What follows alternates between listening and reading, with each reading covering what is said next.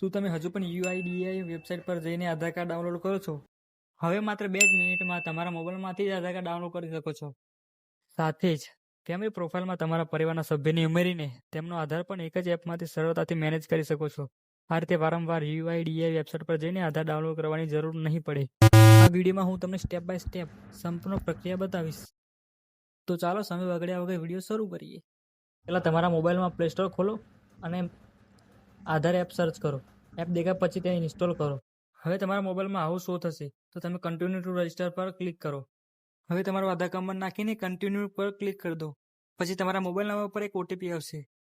OTP fill કર્યા બાદ તમારે ફેસ કેપ્ચર કરવાનું રહેશે. હવે તમારા મોબાઈલમાં આવું શો થશે અને ત્યારબાદ તમારા નામની એક પ્રોફાઇલ ખુલી જશે. હવે તમારે 6 ડિજિટનો એક પાસવર્ડ સેટ કરવાનો રહેશે. પિન સેટ કર્યા બાદ તમારી આધારની પ્રોફાઇલ ઓપન થઈ જશે. ત્યારબાદ નીચે સિલેક્ટિવ શેરની બાજુમાં ડાઉનલોડ આધાર પર ક્લિક કરવાનું રહેશે. અહીંયાથી તમે 2 આધાર કાર્ડ ડાઉનલોડ કરી શકો છો, એક માસ્ક ને એક અનમાસ્ક.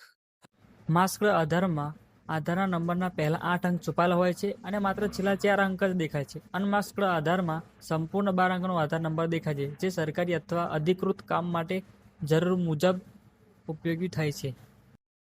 મારું ઈ આધાર પીડીએફ સફળતાપૂર્વક ડાઉનલોડ થઈ ગયું છે, પણ પીડીએફ ખોલતી વખતે તે પાસવર્ડ માંગે છે. ઘણા લોકોને આ જ જગ્યાએ મુશ્કેલી પડે છે. ચિંતા કરવાની જરૂર નથી. ઈ આધાર પીડીએફનો પાસવર્ડ બનાવવાની રીત ખૂબ જ સરળ છે. તમારા આધાર કાર્ડમાં જે નામ સૌથી પહેલા લખેલું હોય તેના પહેલા 4 અંગ્રેજી મોટા અક્ષરો કેપિટલ લેટર્સ લો અને પછી તમારું જન્મ વર્ષ ઉમેરો.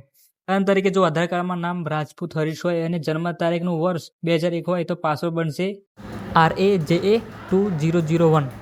આધાર કાર્ડમાં નામ હરીશ રાજપૂત હોય અને જન્મ તારીખનું વર્ષ 2001 હોય તો પાસવર્ડ બનશે HARI2001. આ જ પાસવર્ડ દાખલ કરતા તમારું ઈ આધાર પીડીએફ તરત ખુલી જશે.